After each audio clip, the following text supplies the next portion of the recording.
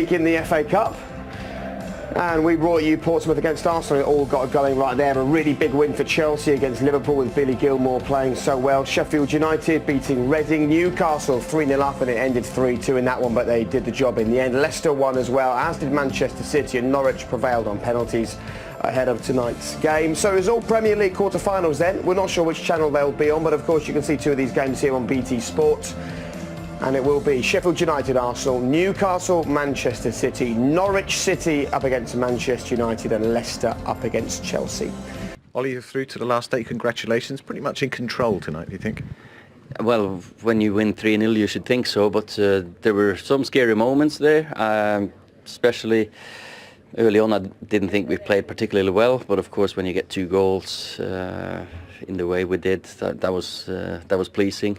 Beginning of second half, I thought they put some pressure on us, but a nice goal again from Odion, and fantastic save by Sergio from Wayne's free kick as well. Well, Luke Shaw's goal was obviously important to setting the tone for the rest of the game. He had a very effective game throughout the night, actually. He's coming on, Luke. He's getting better and better, and he's in a good form now. Left back or left centre back is of course after his injuries worked hard, and he deserves it. We saw your delight when Odion scored his first goal, and he got a second one as well. Yeah, and he should have had a third. But yeah, of course, when you got strikers in, you want them to be happy, confident going into the next game. So we got a big game on Sunday. Well, you knew the fuss that when he signed and the questions. He's doing the job though. He's delivering every time he gets a chance. Nearly every time he gets a chance, he's taking it. Yeah, definitely. He's coming in here, and of course we've still got a few injuries. So and Anthony has struggled a little bit lately with some injuries, and it's great for us to have Odion to call upon. And he's a different type of striker. He holds it up well, and he scores some. The first one, the ball's underneath him. It's not many strikers who could dig that one out. And Luke was quick to remind us there's a few more clean sheets happening right now as well. Yeah. But that's we got quality players in goal. Sergio's save there from Wayne's free kick was fantastic, and he had a few good moments in the first half as well. So we got a team with good players. It was nice to see the reception that Wayne Rooney got. I mean, we knew it was happened, but it was still lovely to see. Yeah, you know that everyone loves him. All the supporters at Man United, we really appreciate what he's done, and he played well. He shows class. It's sometimes he had too much quality on the time on the ball for my liking. You've already mentioned it. You're looking ahead to the Manchester derby already. Harry Maguire missed tonight. Is talk of what happened to him in the week? No, well, he rolled over on his ankle, but we hope so. I wasn't going to rest him today, but it's one of them things that happens in training, and we had a few out today, but I think he'll be all right. He'll be fine. Thanks, Ollie. Thank you. Lots of questions coming into us about Ole Gunnar Solskjaer and the job that he's doing at Manchester United. Basically, people saying he's finally showing that he can trust the youth, he's rebuilding a broken squad, and he's doing a better job than people expected. How do you assess it as we sit here tonight, into the quarter-finals, still in the Europa League, and currently sitting in a Champions League spot in the Premier League? I think they're still in transition. I think he's finding out about his players still. He's trying to find a philosophy that works for him. He's trying to implement that. Yes, there are injuries and whatnot, and he's still trying to work his way through transfer windows as well to bring players and recruit players in. I think this next window after the season finishes will be vital, will be critical, and then I think you can really then judge him on the body of work that he's put in play before then, up to that point. So doing well right now, still room for improvement obviously, but clean sheets galore at the moment. Winning, I think it's 8 out of or 6 out of 9. Yeah, in 9 games. Winnings. So it's all going in the right direction, but again, it's not done yet. So there's much to do still. Here's one for all three of you, and there's lots of questions coming in. If you want to join in this conversation, the hashtag is FA Cup Tonight. Skippy Ash says, where do you think Manchester United need to strengthen in the summer transfer window to challenge for the Premier League title? Despite where they've been and where they are, that is still how United are judged. So where do they need to strengthen? Well, I've said if they can get 4 players, listen, Say what you said before the game, Rob. So- Go on. That was good. Depends about Champions League football. We know that. But just say you try and get some of these Manchester United players out, which is going to be difficult because you've got squad players there on 80, 90, 100 grand a week. And if you've just signed new deals, where are you going to go to? You know, players are selfish. You know, they've had great careers, but are you going to get players out first and foremost? If you can generate 150 million pounds by selling players, you know, and they can get 200 million pound investment, just say, that's 350 million quid. Koulibaly, very good signing he'll be. If you've got Wan-Bissaka, Maguire, Koulibaly, Shaw, that's good. Keep Pogba, I would. You got, just say you've got McTominay, Pogba, Bruno Fernandes, Sancho, Rashford, and then Grealish as a 10, or Jimenez from Wolves. That's 4 players, and you're saying, you name that team, it's Champions League football dependent, ifs and buts, I know that, but if I was the Manchester United owners, Dream scenario. that team there challenges for the title for me. I agreed.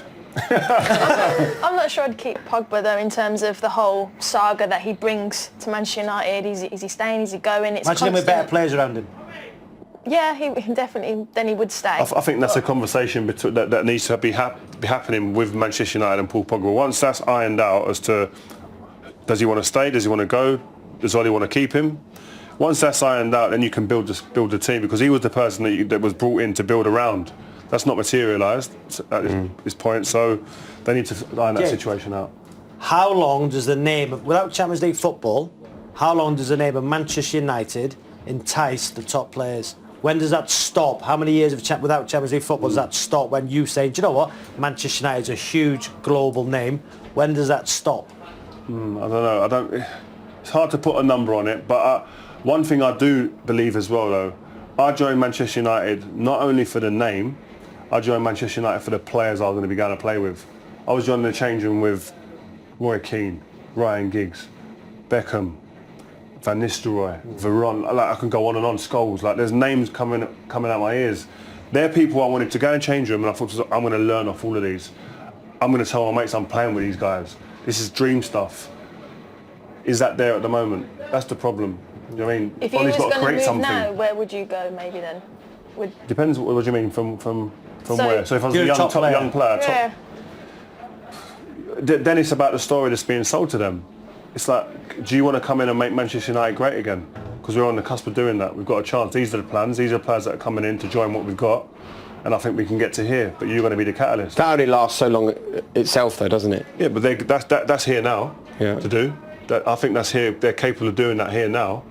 If they finish the season right, like Robbie says, if they finish Champions League, that's a conversation that's well worth having that you can have, I think, with top players. So many. Potentially tricky night, but you made light work of it, didn't you? Yeah, no, definitely the first 15, 20 minutes was very tough. I don't think we started as good as we can, and I think, you know, it didn't help when I sort of gave away that foul on the edge of the box. But then we got the goal, and obviously I think from then on we were still under pressure at times, but we come through that, and we got the win in the end. Well, let's talk about that first goal, because you started the move. I thought you finished it, but it came off Jesse Lingard's back. So who's claiming that one? No, I'm claiming it. No chance. You can't claim that. I think there was just too much spin because I didn't hit it correctly, but I'm taking the goal. Jesse's not. You can't claim that. That's a precious moment. Your second ever United goal, isn't it? Yeah, no, of course. I don't know whatever happens, but I'm claiming it. But no, I'm very happy. Most importantly, the win and obviously another clean sheet for the boys, and hopefully more goals from me to come. Indeed. And speaking of goals, Odion, your second start and your second and third goal. Yeah, I'm happy for the goals. First of all, I want to congratulate the team. It's a hard-fought game. We won. That's the most important thing. We are through to the quarterfinals. When you arrived at the club, there's people questioning your arrival and how you would cope. The best way to answer it is to score the goals, isn't that right? Well, as long as my teammates believe in me, the boss believe in me, the fans believe in me, so I just have to keep going. I don't care what people say outside. Well, you're doing it at the moment. We can see that. And what do you think of his goal-scoring ability? It's good. As long as the ball is in the net, we are happy that it's goal. Well, you've dealt with Derby today. You now look ahead to the Manchester Derby this weekend. That lifts the confidence of the camp. Yeah, no, very much, and I think we're in a very sort of confident period at the moment with results, and we're scoring goals, but also sort of keeping it shut at the back. So no, we're very confident, and of course it's a massive game Sunday, and we're all really looking forward to that one. Odion, you scored a couple of goals. He kept a clean sheet and scored a goal, so he gets man of the match. Would you present that for him? Congratulations. Well, you could do a speech then. We wouldn't have minded. We would have happily listened to a speech. Luke Shaw, so much criticism, so many questions about his form at Manchester United. What do you make of it now? I mean, the goal tonight is kind of separate from how well he's playing at the moment. Yeah, I think he's come under a lot of scrutiny, a lot of criticism. Mourinho was a big part of that as well. Injuries played a massive role in that as well. And people were doubting because of surrounding issues, his mentality. Was he strong enough to come back from the downturn in form? And he's starting to prove people wrong. He's in a great vein of form at the moment. He's been playing left of a free at the back at times. Here today as a left back, he's probably the best player on the pitch, him and Ighalo. And I thought he was fantastic in all he done today, defending and going forward. And I think he has upped his game. I think some of the criticism was deserved at times in his performances, defensively sometimes reacting to things. But at the moment, in the form he's in fantastic form. I think everything you see in this is forward. All his runs, all his passing is forward, and that's confidence. And I think, you know, he did have an injury quite a long time ago, but that's really traumatic, and to come back from that, all his positions, everything, like I said, is forward, forward, forward, and that's what you want.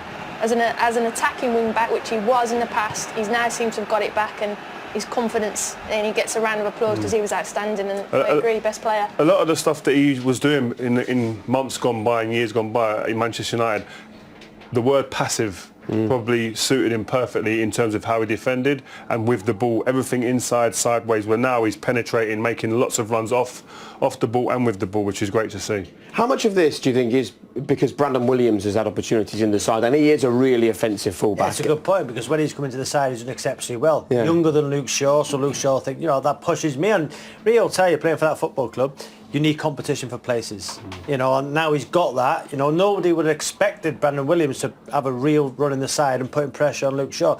You talk about injuries, let's not underestimate how bad an injury that was.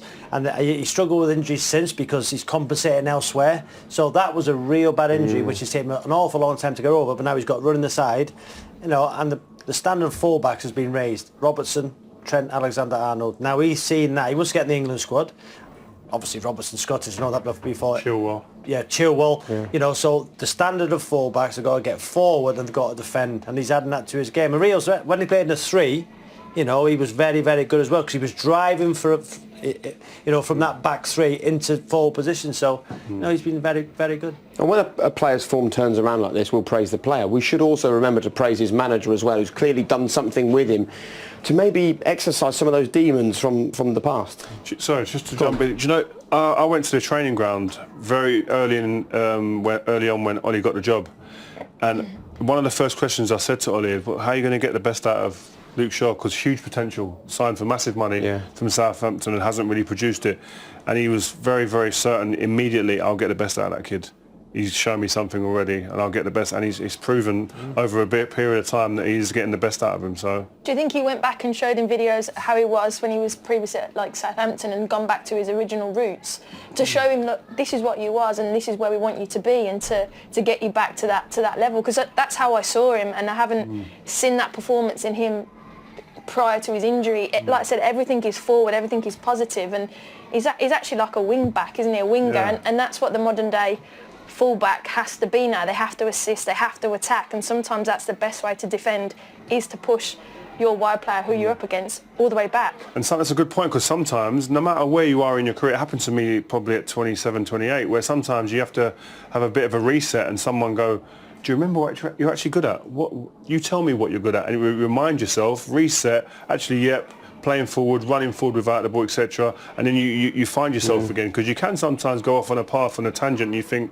you're a bit disillusioned, form isn't there, confidence is low. You need someone to sometimes give you a kick up the backside, or just an arm around the shoulder to say, listen, this is the way you need to go to get back on that right track. And it seems to have happened. Do you think he finally thinks he's a Manchester United player? When has that thing clicked in? That, listen, when you sign for Manchester United, you are a Manchester United player, but in terms of really believing you are a Manchester United player, because we've seen players go to that football club and not do well, and not, you know, the shirts, the badge is too big for him. Do you know he really thinks he's a Manchester United player?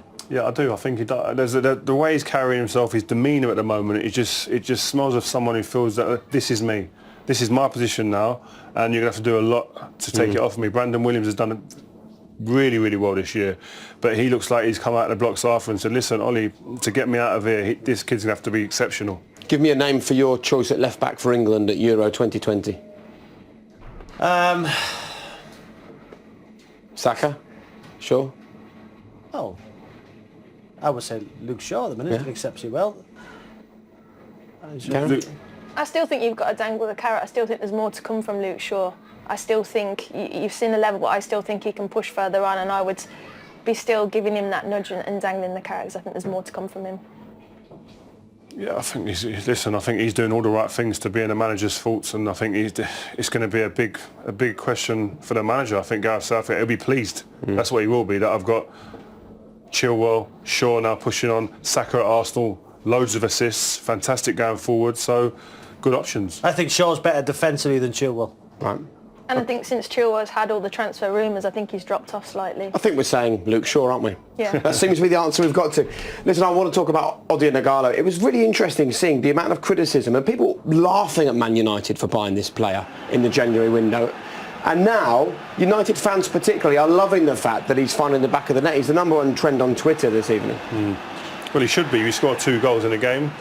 You're going to get talked about. I think, listen, what he's become is a focal point. He's somebody who's probably hasn't got the movement of a Martial or Rashford, but this guy, he knows where the back of the net is. He's occupying players. He's someone that the players feel confident to pass the ball into and move off of. So he's doing all the right things. So is that what Manchester United need, real? Because when Ollie got the job, the way they played at Manchester City, the counter-attacking side, you've got centre forward, either Rashford or Martial, play on the shoulder. Now here's the focal point. Yeah, his movement is quite limited. He won't sprint into channels, but he will be able to bring people into play. So are United going to be a counter-attacking side when Rashford or Martial come back, or will they play out wide? Or do you stick with Ighalo, because when he plays, he gets the ball into feet and he can lay people, he's got runners in behind? What this gives Manchester United that they didn't have before is flexibility. Yeah. The best teams need flexibility, need players that they can play off. Then if they want to go away and they feel they don't have much possession, like at the Etihad, they've done it numerous times, will be a counter-attacking team. So they can change it up. They found it difficult against teams that played low blocks, the lesser teams in the league. That's when you need someone you can play off maybe. I mean, I've got some clips here of Ighalo, and you talk about a player, yes, he doesn't have the movement and the range to be able to run into the corners and to be as explosive. But these are the areas that Ighalo, this is where he lives and breathes, in these areas, occupying the 2 Derby centre-halves and making it difficult. I'm going to be here all game. What are you going to do? But once the ball does go into him, people move off of him. He links people up, doesn't take too many touches ever, and people know that they can play off him. Here, the next clip, again, you'll see him. Every clip you see him, he's going to be here. He's not going to disappoint you in that sense. He'll always be here. This is the goal. McTominay switches play. Good range of passing. And what I love about this, and this happened all game, is once the ball comes into Luke Shaw, all game... As a centre-half, sorry Jake, but as a centre-half, you'd rather play against that every week than the pace behind you. Yeah, 100%. And then I'm saying midfield runners follow your runners. That's where you'd come in. When you see him being interviewed at the end there with Luke Shaw, big smile on his face, we saw him, that lovely touch, revealing the T-shirt of his sister who sadly passed away when he got his first goal, and he was beaming afterwards. Man United fan, growing up loving them. We sometimes focus so much on the player, we forget about the person, and it feels like he's a really good person to put into that United dressing room. I think that's what he said, Solskjaer. He looked at his character and he was like, there's a certain type of personality that he's obviously after to bring into Manchester United. You don't want any people, bad eggs in your team. He's trying to, create a squad, a culture, and it's important to bring in the right characters, and he seems like he's just fitted in really well. Okay.